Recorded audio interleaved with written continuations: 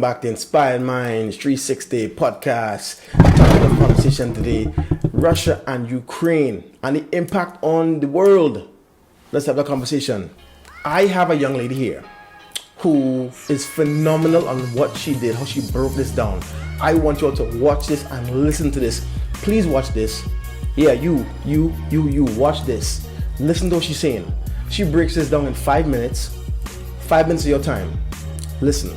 So, a lot of black folk are coming at me and saying, why are you reporting on the Russian invasion? This is a white people's war and people only care because the refugees are white. You need to mind your own black business because this isn't our war. What was that? You'd like me to tackle 2 social issues at once? Yes, let's. I love shit like this. It's how I keep my Takayuki knife sharp, which is my brain. Mind my own black business, you say? Please, allow me to widen your narrow scope for a moment. Let's talk about wheat! Russia's the largest wheat exporter in the entire world, exporting about $8 billion worth of grain every single year. Ukraine is the 5th largest, exporting about $3 billion worth every year. And it's considered the breadbasket of Europe because 71% of its land is agricultural. And that harvesting land is the size of Italy. Ukraine is also the biggest exporter of seed oils in the world, like safflower and sunflower. Both countries export over 25% of the entire world's wheat. Know where I'm going with this yet? Too early?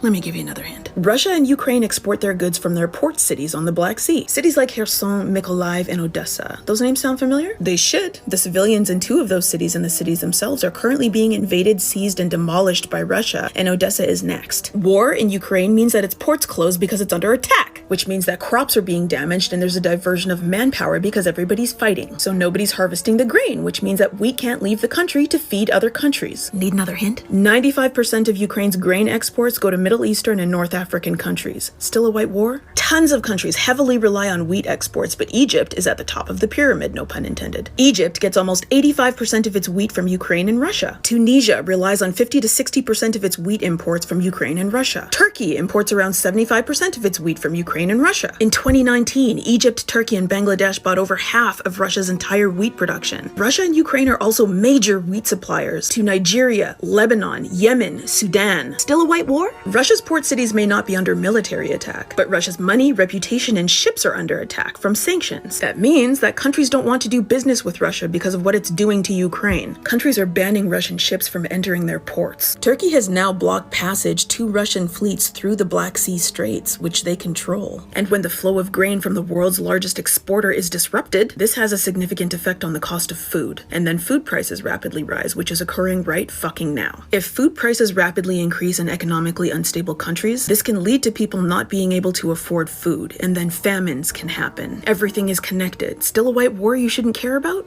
Now factor in global warming, which is creating endless fires, destroying massive amounts of crops, and creating some of the longest droughts that humanity has ever seen. Then factor in an already disrupted supply chain from a pandemic. Prices for food were already high before this war started. Wheat's at its highest level in 14 years, and corn is at a 9-year high. Morocco is a huge wheat and barley producer, but it's in the middle of a 30-year drought, which means that it needs to increase its wheat imports too. Tunisia is down and out, strapped for cash. Yemen and Sudan are economically depressed. Lebanon has 1 month of wheat left in its mills, and then it's shit out of fucking luck. And Lebanon currently has an 80% poverty rate. You think these people can afford food price increases? These countries now have to frantically rush to find alternative countries to buy wheat from that they can already barely afford. And right now, there are too many countries to list that are walking on the edge of a food crisis. And when you're that close to falling off the cliff of starvation, food prices cannot be disturbed, because if they are, that can trigger political conflict within countries. Rising food prices can cause riots. Food has triggered revolutions when people don't have any. Tunisian bread riots. Food instability in Sudan toppled a president. Still a white war? When countries rapidly have to find alternative countries for their food, import prices are higher. Grain may take longer to get there because it has to go via different routes. Transportation costs are higher, which many of these countries can't afford. Another important point. Belarus is the 2nd largest exporter of potassic fertilizer in the entire world. Farmers across the planet need it because it increases crop productivity and yields so they can feed the world. Black farmers need it too, but Belarus is being sanctioned right now because of its role in Russia's war. So in turn, farmers don't get their fertilizers and their crops are drastically reduced, which raises food prices and makes poor people starve. This war equals global food insecurity, and if it spills over into NATO countries, this war equals the existence of life itself being threatened. Still a white war? I know what this is. It's fatigue, cynicism, and trauma from how we as Black people have been treated historically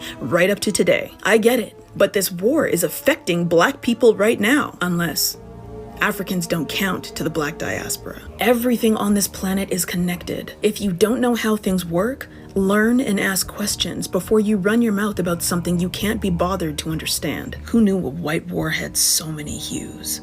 That's right. You heard that in 5 minutes. She broke it down to the T. You can't get more thorough than that. I am here saying to myself, wow, what she spoke about, I wasn't even aware of. Definitely want to salute, big up the Psychic Pump on Instagram for even putting that out there. Thank you, because you shed light on so many things that I think many of us were not aware of. And it's important, right, that we understand that.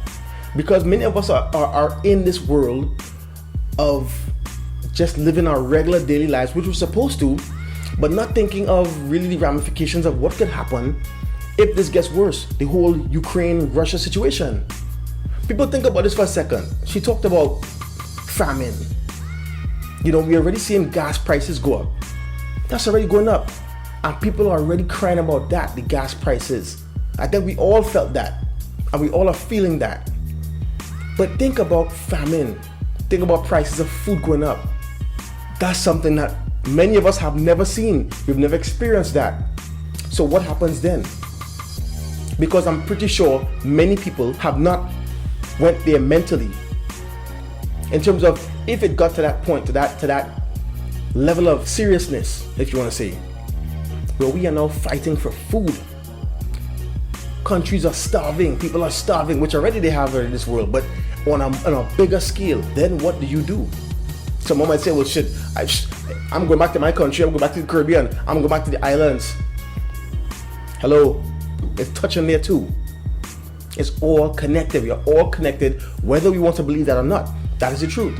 So you have to look at that and understand. She gives some vital information. The fact that Russia is the largest exporter of wheat. Ukraine comes in second. The sanctions being put on Russia. Now, hold on right there. 20 years ago, USA made a similar move as to Russia. Invaded the country. For y'all who are old enough to understand that and know that. I was listening to a speaker that mentioned that. He said, why is everybody in an uproar about Russia attacking Ukraine? Didn't the US do that 20 years ago? There were no sanctions put on the US. There was no uproar when the US did it. So why is it now that because Russia is doing it, it's a problem? Fair is fair. Let's be clear, and this is my opinion. United States of America, they're bullies. You can't sit here in this position after you did the same thing 20 years ago and now condemn Russia for what they're doing. Because USA has done that. Fair is fair. So I think that at this point, knowing that we're all connected, knowing that this, are you getting that from your job, from your friends, your social settings, so to speak? Are you getting that from the media? Where are you getting this information from? What she just said in 5 minutes, where are you getting this information from so that you could be prepared in case things start to escalate? Are you canning foods? I have a friend of mine that's doing that right now. She has been talking about that. She and her parents have been canning foods. Why? Getting mentally, physically prepared for if we end up going through a crisis like that. Some people will say, well, I plan to live off the land. To me, that's the smartest thing that you could do, live off the land. But not all of us understand that concept of living off the land. We are so caught up in this imaginary world that we don't even think that it can get to that point. Yes, it can. You heard what she just said. I mean, if you debate that, then please share something with us. But from where I stand and what she said, it sounds 100% to me. Let's get to that place, people. Let's get to that place. I know we have our lives to live. I know we have our daily things to take care of. I know we have our daily necessities and requirements to take care of and whatnot. You know, the food, and, the children, job, school, whatever the case may be. But keep in the back of your mind that that war going on can affect you wherever you are. Don't think that it can't, because physically you are not there, or physically where you are is not close to there. I have lived to be able to speak about a time in my life when I was younger, when I went through a coup. For y'all that don't know what a coup is, it's when persons or people attempt to overthrow the government. I have lived through that, and I remember very clearly that at that point in time of the coup, you could not go outside some number of days, or if you did go outside, you had a curfew. You had to be inside by a certain time. Food was a problem because certain stores were closed. You could not just access grocery stores like you could freely. Violence played a part in that as well. I remember I couldn't go to school because of the coup. This was on a small scale. But I'm saying that to say, for someone that has experienced a similar situation where life changed for a certain period of time, life wasn't the same. It wasn't your routine day. It wasn't your routine week. It could happen here. It could happen anywhere. It became our reality. Things that we watched on TV changed. The foods that we were able to buy weren't accessible. The times we were able to go outside was not permitted. So I'm saying that to say, people don't sleep and think that because Russia and Ukraine are physically on the other side of the world, that has no connection to where you are at the end of the day. Stay planned, stay prepared as best as you can. We live in a place where there's a bunch of distractions that are preventing us from really knowing what the hell is going on in this world. Many of us are so distracted, we don't have no idea. We just know, oh, there's a war between Ukraine and Russia. Oh well, that's over there. Nah, take your time, invest a little time and learn about what's going on. Whether it be through media, whether it be through reading, whether it be through different podcasts or news stations, at least invest some time into that, because you're talking about something that could affect you daily. You, your loved ones, your children. Yeah. I'm gonna leave on that note.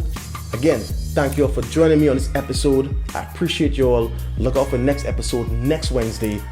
Inspired Minds Podcast 360. A+ here. We out.